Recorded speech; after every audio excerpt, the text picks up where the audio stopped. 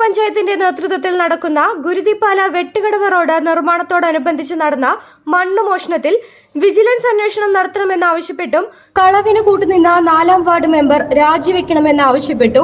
മാള മണ്ഡലം കോൺഗ്രസ് കമ്മിറ്റിയുടെ നേതൃത്വത്തിൽ മാള പഞ്ചായത്ത് ഓഫീസിന് മുമ്പിൽ പ്രതിഷേധ ധർണ നടത്തി. മണ്ഡലം പ്രസിഡന്റ് സന്തോഷ് ആത്തപ്പിള്ളിയുടെ അധ്യക്ഷതയിൽ DCC ജനറൽ സെക്രട്ടറിയും മുൻ പഞ്ചായത്ത് പ്രസിഡന്റുമായ A അഷ്റഫ് ഉദ്ഘാടനം ചെയ്തു.